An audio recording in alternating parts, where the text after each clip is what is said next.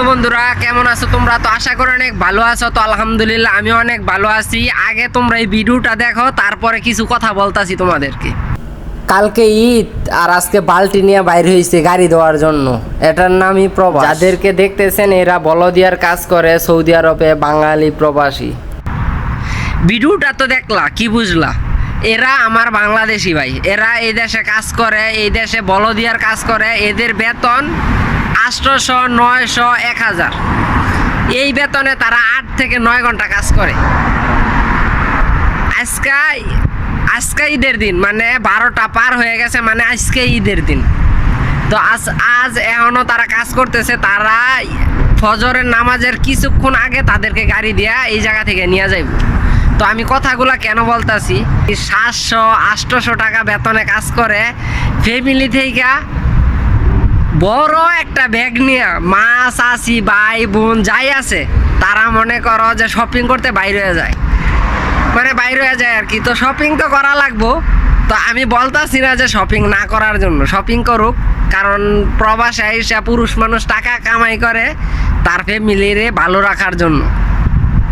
তো আমার কষ্টটা লাগতেছে কোন জায়গায়, যে যারা এত কষ্ট করে টাকা উপার্জন করে তাদের জন্য কি ঈদ আছে? আসলে তাদের জন্য তো কোনো ঈদ নাই। তুমি মানে কি বলবো, আমি যেই সময় ছোট আছিলাম, যেমন আমার বাবায় কামাই করতো বা আমার ভাইয়ে কামাই করতো, ওই টাইমে মনে করো যে আমি যেমনই হোক, কাপড় লতা যেমনই হোক কিনতাম, কিনা নিজের মন থেকে যে একটা ফুর্তি আসতো। বন্ধু বান্ধবের সাথে ঈদগাহে যাইতাম, ঈদের নামাজ পড়তাম, তারপরে আবার ঘুরতে যাইতাম, বাসায় এসে ভালো খাবার দাবার খাইতাম। পরে তো সারাদিন মনে করো যে এদিক ওইদিক ঘোরাঘুরি করতাম, ফ্যামিলির সাথে 10 মিনিটও কথা বলার সময় নাই ঈদের দিন। আর এখন বিদেশ এসে বুঝতেছি আসলে ফ্যামিলির সময় দেওয়া যে কত গুরুত্বপূর্ণ। তো কি বলবো ভাই, মানে এইখানে টাকা আছে কিন্তু ঈদের যে আনন্দ, যেই খুশি, ওইটা নাই। তো এই ভাইদেরকে দেখা, মানে আমার নিজের কথা আমি বাদই দিলাম, আমার নিজের তো খারাপ লাগতেছে, ওইটা আমি নাই বললাম। এই ভাইদেরকে দেখে আমার বেশি খারাপ লাগতেছে যে তারা এত কষ্ট করে, এত পরিশ্রম করে এই রৌদ্রের মাঝে।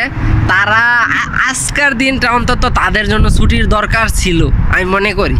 মানে আমার থেকে বেশি পরিশ্রম করে, কারণ আমি তো মনে করো যে এখানে থাকি, এইখানে এসি টেসি এইটা ওইটা অনেক কিছু আছে, রোদ নাই। কিন্তু তারা যেইখানে কাজ করে ওইখানে কিন্তু অনেক রোদ, কিন্তু টাকা নাই। যদি ভাই রোদ অনেক, কিন্তু আপনার যদি পর্যাপ্ত পরিমাণ পারিশ্রমিক দেয়, তাইলে ওইখানে কিন্তু কাজ করার আলাদা একটা মজা আছে। তো অনেক ভাই বলে যে ভাই যারা বলদিয়ার কাজ করে তারা কিন্তু 1.5-2 লাখ টাকা কামাই করে। আরে ভাই 1.5-2 লাখ টাকা কামাই করে কারা? এটা 100-র মাঝে 2 জন, 3 জন, 4 জন মানুষ 1-1.5 লাখ টাকা কামাই করে। 4 লাখ বাঙালি এই বলদিয়ার কাজ করে, আমি যতটুকু জানি আর কি। তো ওরা সবাই কি গাড়ি চালায়? সবাই তো গাড়ি চালায় না। তো আউট ইনকাম আছে এদের, মনে করো ওইটা দিয়ে খানা দানা, মোবাইল খরচ ওইগুলো হয় আর কি। আমি যতটুক জানি এতটুক বললাম, বেশি বলার দরকার নাই। এই যে 1 লাখ টাকা 1.5 লাখ টাকা কামাই করে, এইটা ভাই একদম মিথ্যা কথা ভাই। এটা একদম, মানে এইটা কেউ বিশ্বাসই করবেন না যে 1-1.5 লাখ টাকা কামাই করে। 1-1.5 লাখ টাকা কামাই করে এটা অনেক রেয়ার, এটা নাই বললেই চলে। খুব কম, অতি সামান্য লোকে 1-1.5 লাখ টাকা কামাই করে। 1-1.5 লাখ টাকা ভাই বাড়ির কাছে। হ্যাঁ, আপনি একটা কথা চিন্তা করেন, আপনি 700-800 টাকা বেতনে প্রবাসে আসছেন, যাই না যা আপনার বলদিয়ার কাজ, আপনি 800 টাকা বেতন নিয়ে আসছেন, খাওয়া আপনার কোম্পানির থাকা, আপনার মানুষ খুব টাকা দিল, ধরেন 20 টাকাই দিল, 20 টাকা কি প্রতিদিন 20 টাকা পাইবেন না। তো ভাই কি বলবো, এটা আমার খুব খারাপ লাগছে যে ওরা অনেক পরিশ্রম করে, এদের একদিন ছুটি দেওয়া দরকার ছিল, কিন্তু এরা হচ্ছে সাপ্লাই কোম্পানির লোক। আর এই সৌদি আরবের সবচেয়ে খারাপ কোম্পানি হচ্ছে সাপ্লাই কোম্পানি কোনো সময় কোনো লোকেরা ছুটি দেয় না। এইসব আমাদের যে পার্মানেন্ট নির্দিষ্ট মালিক আছে, প্রতিদিন মালিকের সাথে দেখা হয়, এই কোম্পানির মাঝে ভাই ছুটি নাই। তো সাপ্লাই কোম্পানিতে কেমনে ছুটি দিব কোন?